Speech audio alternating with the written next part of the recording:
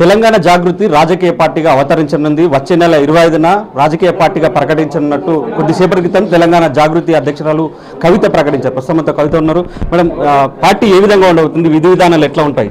Party ప్రజల సెంట్రిక్గా ఉంటుందండి. ప్రజా సమస్యలే మేజర్ ఇష్యూగా పనిచేస్తాము.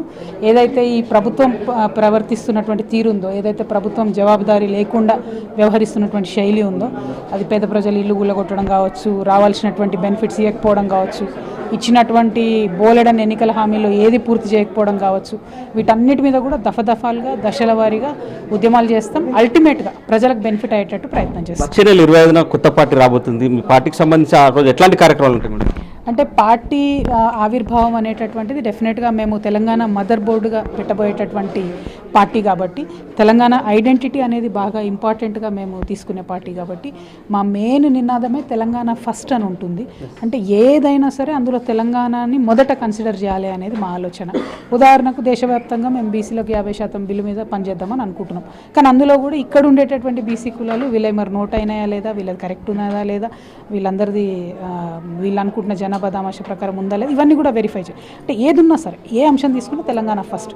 ఉదాహరణకు బయట నుంచి మనం ఎంఎన్సీలు అందరూ పిలుస్తున్నాం, అలా మన పిల్లలకి ఎంతమందికి ఉద్యోగాలు వచ్చాయి, అది మా ఎజెండా ఉంటుంది. సో ఏదున్నా సరే తెలంగాణ ఫస్ట్గా పనిచేస్తాం. సో ఆ రోజు ప్రాంగణం కానీ, ప్రాంగణాలకు పెట్టే పేర్లు కానీ ఏవైనా సరే టోటల్గా తెలంగాణ వాతావరణం ప్రతిబింబించే విధంగా ప్రయత్నం చేస్తాం. మేడం, ఇప్పటికే రాష్ట్రంలో బీజేపీ కావచ్చు, కాంగ్రెస్ కావచ్చు, బీఆర్ఎస్, ఈ 3 పార్టీలు కూడా ఉన్నాయి. కొత్త పార్టీకి అవకాశం, స్కోప్ ఉందంటారు రాష్ట్రంలో? 100% ఉన్నది. ఇప్పుడు కాంగ్రెస్ పార్టీ మొత్తం సీజన్ అయిపోయినాక రైతు బంధు ఇస్తే ఒక్కటే ప్రశ్న సూటిగా ప్రజలను అడుగుతున్నాయి. 119 నియోజకవర్గాలలో ఒక్క బీఆర్ఎస్ నాయకుడైనా ధర్నా చేశాడా? ఒక్క బీఆర్ఎస్ ఎమ్మెల్యే అయినా ధర్నా చేసిండా? ఒక్క బీజేపీ ఎమ్మెల్యే అయినా ధర్నా చేసిండా? ఎందుకు చేస్తలేరు అంటే గవర్నమెంట్ మాటలు తప్పి రైతులను, ప్రజలను కంప్లీట్గా వీళ్ళని ఎట్లన్నా మోసం చేయొచ్చు అనేటటువంటి ధైర్యం వచ్చిందంటే, వెలుగుమట్లకు తెల్లారే లోపల పోయి 750 ఇండ్లు నేలమట్టం ఫుట్బాల్ గ్రౌండ్ లెక్క చేసే ధైర్యం వచ్చిందంటే ఈ ప్రతిపక్షాలు రియాక్ట్ కావనే ధైర్యం తప్పితే ఇంకోటి లేదు. ఎందుకంటే ప్రజలకు శక్తి ఉండదు. పాపం ప్రజల రిప్రజెంటేటివ్గా మనం వెళ్ళి, అంటే ప్రజలకు శక్తి ఉండదంటే వెంటనే ఒకే దగ్గరికి వచ్చి యూనిఫై అయ్యి ఒక ఉద్యమం చేసేటటువంటి ఒక ఫోర్స్, ఒక ప్లాట్ఫామ్ అవసరం అవుతుంది. అట్లాంటి ప్లాట్ఫామ్ ఇలా ప్రతిపక్షాలు ఇస్తలేవు. సో మేము ప్రజలకు పక్షాన నిలబడతాం, వారి సమస్యలను ప్రధానంగా తీసుకుంటాం, దాని మీద ఫైట్ చేస్తాం. ఉన్న ప్రతిపక్షాలకు ఎన్ని మార్కులు ఇస్తారు మేడం? మీరు యాజ్ ఇన్ని రోజులు చూస్తున్నారు, ప్రజల సమస్యల మీద పోరాటం చేస్తలే అంటున్నారు. అసలు ప్రతిపక్షాలు ప్రతిపక్ష పాత్ర పోషిస్తున్నాయి లేదా?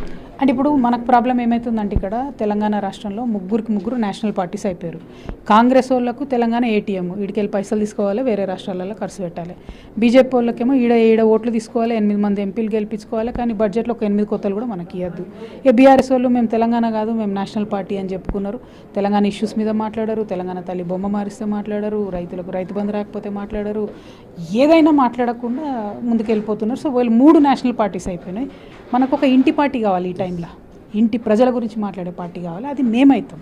సో ఎన్ని మార్కులు వేస్తున్నావు అని అంటే ఇక గవర్నమెంట్కే గుండుసున్నా వచ్చి ఇక ప్రతిపక్షాలకు మైనస్ వేయాల్సి వస్తుంది. కాబట్టి ఇక మార్కులు వేసుడేం లేదు, కానీ ప్రజలు పెద్ద ఎత్తున ఒక ఫోర్స్ కోసం ఎదురు చూస్తున్నారు. ఆ ఫోర్స్గా మేము వస్తాం. మాతో కలిసి పనిచేసేటటువంటి ప్రజాస్వామిక భావజాలాలు ఉన్నటువంటి ప్రతి ఒక్కరి కోసం పనిచేస్తాం. అల్టిమేట్గా ఈ రాష్ట్రంలో సామాజిక న్యాయం జరగడం కోసం పనిచేస్తాం. మేడం, బీసీ సమస్యను మీరు ఎత్తుకున్నారు. బీసీ సమస్య మీద దేశవ్యాప్త ఉద్యమం చెబుతున్నారు, రాష్ట్రానికి పరిమితం అవుతుంది, ఎట్లా ఉండబోతుంది? అంటే ఈ రాష్ట్రంలో గత 2.5 సంవత్సరాలుగా బీసీ రిజర్వేషన్ బిల్లు కోసం మనం రకరకాలుగా పోరాటం చేసినాం, చాలా మందిని కలుపుకొని చేసినాం. ఇక్కడ రిజల్ట్ ఏమొచ్చింది?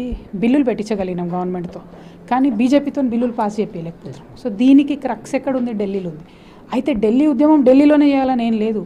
సింగు బార్డర్లో రైతులు కూర్చుంటే మొత్తం దేశవ్యాప్తంగా ఉన్న నల్ల చట్టాలు మారినట్టు ఈడనే కూర్చుందాం. బట్ ఏమవుతుంది? తెలంగాణ కార్యక్షేత్రంగానే దేశవ్యాప్తంగా ఉండే బీసీలకు ఖచ్చితంగా మనము విముక్తి కలిగించవచ్చు. But at the same time నాకుండే పరిచయాలతోని మనకు ఢిల్లీలో ఉన్న లాబింగ్ కెపాసిటీ కావచ్చు, ఢిల్లీలో ఉన్న ఫ్రెండ్స్ కావచ్చు, అన్ని రాష్ట్రాల్లో బీసీల కోసం పనిచేసే అనేక మంది శక్తులు మాకు ఐడియా ఉన్నారు, తెలుసు. వాళ్ళందరితో కూడా కలిపి పనిచేస్తాం. ఇక్కడ కూడా ఎస్సీ ఎస్టీ బీసీ జేఏసీలు నడుపుతున్నారు, డాక్టర్ విశారదన్ గారు నడుపుతున్నారు, మన న్యూ డెమోక్రసీ వాళ్ళు ఉన్నారు, ఇంకా చాలా మంది ఉన్నారు. వాళ్ళందరినీ కూడా కలుపుకొని పనిచేస్తాం. చాలా బలంగా బీసీల కోసం పనిచేస్తాం. కొత్త పార్టీలోకి రావడానికి ఇప్పటికే ఎమ్మెల్యేలు కావచ్చు, మాజీ ఎమ్మెల్యేలు ఎవరైనా టచ్లోకి వచ్చినా మేడం, జైనింగ్స్ ఏమైనా ఉండబోతున్నాయి? అంటే ఇప్పుడు ఈ తాజా మాజీ ఎమ్మెల్యేలను తీసుకొని అర్జెంటుగా నేనేం చేయాలనేది ఫస్ట్ ప్రశ్న. సెకండ్ ప్రశ్న, పార్టీ ఎజెండా ఇంపార్టెంట్. ఏదైతే సినిమాకు కథ హీరో అన్నట్టు ముందు అసలు నేను పార్టీ పెట్టే దాంట్లో ప్రతి ఒక్కరికి సంబంధించి ఎజెండా ఏందన్నది వాళ్ళు చూసుకోవాలి. వచ్చేటోడైనా సరే, నేను తీసుకుంటేలైనా సరే వాళ్ళు చూసుకోవాలి, వాళ్ళకి నచ్చాలి, దాని మీద వాళ్ళకి కమిట్మెంట్ ఉండాలి. అన్నిటికన్నా ఎక్కువ తెలంగాణ మీద వాళ్ళకి కమిట్మెంట్ ఉండాలి. ఉంటే తీసుకుంటా కానీ నేను ఉట్టిగా టైంపాస్కి ఆ పార్టీలు అలిగిండట అని ఈడ తీసుకొని ఈడ సీట్ ఇచ్చి మళ్ళీ ఓడగొడతారు, ఏం లాభం?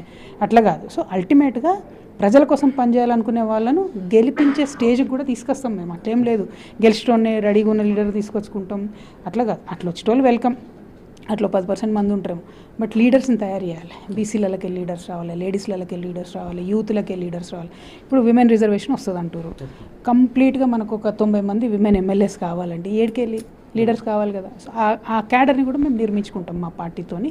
అల్టిమేట్గా తెలంగాణలో ఇదివరకు రాజ్యాధికారానికి దూరంగా ఉన్నటువంటి వాళ్ళను చట్టసభలోకి పంపించే ప్రయత్నం చేస్తాం. త్వరలో స్థానిక సంస్థల ఎన్నికలు రాబోతున్నాయి, మీ పార్టీ ఆవిర్భావం కూడా జరగబోతుంది. సో స్థానిక సంస్థల్లో తెలంగాణ జాగృతి పార్టీ పోటీ చేయబోతుందా రాష్ట్రం మొత్తంలో? 100% అంతటా రాష్ట్రం అంతా చేస్తాం. ఎంపీటీసీలు, జెడ్పీటీసీలు బలంగా గెలుస్తాం. జెడ్పీ చైర్మన్లు ఫామ్ చేసే దాంట్లో మేము కొన్ని గెలుస్తాం, కొన్ని చోట్ల ఫార్మేషన్లో కీలకంగా ఉంటాం. ఏప్రిల్ 25 అయితే మేము ప్రాపర్ పొలిటికల్ పార్టీ అయిపోతాం కదా, బలంగా పనిచేస్తాం. Thank you. ఇది మొత్తం మీద తెలంగాణ జాగృతి ఈ నెల 25న రాజకీయ పార్టీగా ఆవిర్భవించబోతుంది. రానున్న స్థానిక సంస్థల ఎన్నికల్లో కూడా అన్ని స్థానాల్లో పోటీ చేస్తామని కవిత చెప్తున్నారు. ఇక తెలంగాణ ఇంటి పార్టీగా తెలంగాణ జాగృతి పార్టీ ఉండబోతుంది అనేది మేడం చెప్తున్నారు. కెమెరామెన్ రవిచరణ్తో బాలకుమార్, ఎన్టీవీ, నిజామాబాద్.